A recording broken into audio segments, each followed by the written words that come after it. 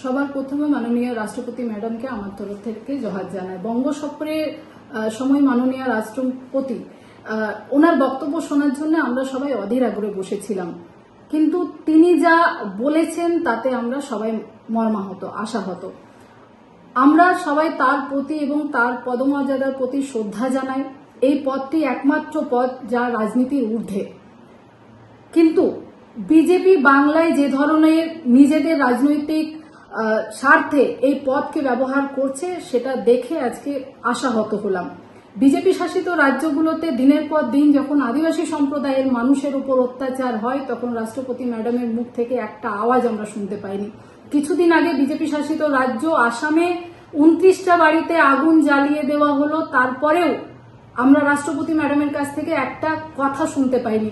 দিনের পর দিন বিজেপি শাসিত রাজ্য মণিপুরে আগুন জ্বলছে, আদিবাসী সম্প্রদায়ের মানুষের ওপর অত্যাচার চলছে, আদিবাসী সম্প্রদায়ের দুজন মহিলার ওপর যেভাবে অত্যাচার চালানো হয়েছে, তারপরেও আমরা দেখেছি রাষ্ট্রপতি ম্যাডামকে চুপ থাকতে। বিজেপি শাসিত রাজ্য উত্তরপ্রদেশ, মধ্যপ্রদেশ, মহারাষ্ট্র সমস্ত জায়গায় কখনো আদিবাসী সম্প্রদায়ের মানুষের মুখের উপর প্রসাব করে দেওয়া হচ্ছে, কখনো তাদেরকে দিয়ে জুতো চাটিয়ে পরিষ্কার করে দেওয়া হচ্ছে, তখনও আমরা রাষ্ট্রপতি ম্যাডামকে চুপ থাকতে দেখেছি।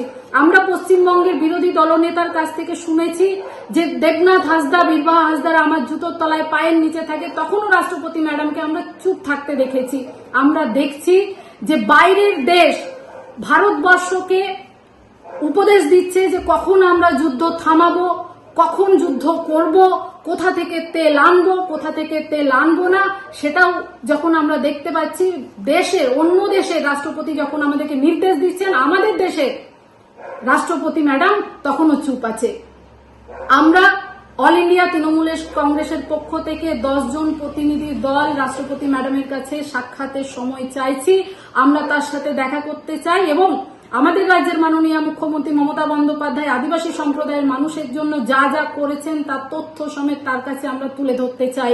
তিনি আজকে যেভাবে কথাগুলো বলেছেন, একজন আদিবাসী সম্প্রদায়ের মানুষ হিসেবে আমরা খুব আশাহত হয়েছি, কারণ আমরা দেখছি দিনের পর দিন অত্যাচার হচ্ছে আদিবাসী সম্প্রদায়ের মানুষের উপর, তারপরেও কিন্তু ওনার মুখ থেকে আমরা আজ অব্দি কোনো কথা শুনতে পাইনি।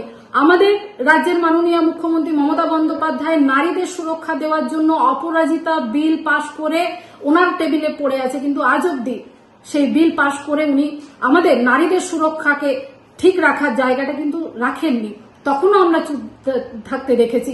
এবং আমাদের ধর্মের কোড, আদিবাসী সম্প্রদায়ের ধর্মের কোড, সারি ধরম, সারনা ধরম পশ্চিমবঙ্গের বিধানসভা থেকে পাশ করে আমরা কেন্দ্রের কাছে পাঠানোর পরেও আজ পর্যন্ত সেই স্বীকৃতি পেলাম না, তখনও কিন্তু রাষ্ট্রপতি ম্যাডামকে আমরা চুপ থাকতে দেখেছি। তাই আমি চাই যে আমাদের রাজ্যের মাননীয় মুখ্যমন্ত্রী যেভাবে আদিবাসী সম্প্রদায়কে সম্মান দিয়েছেন, আমরা অল চিকি স্কুল থেকে আরম্ভ করে সমস্ত ব্যাপারে ওনার সহযোগিতা পেয়েছি, সেই পুরো তথ্য আমরা ওনার কাছে পৌঁছে দিতে চাই এবং তথ্য সমেত তার কাছে রিপোর্ট দিতে চাই যে বিজেপি যে নোংরা খেলা খেলছে তার পদমর্যাদাটাকে রেখে রাজনীতির ঊর্ধ্বে থেকে এই সম্মানটা যেন উনি রাখেন, এই আশাটুকুই আমি করব, এইটুকুই আমি আমার তরফ থেকে বলতে চাই।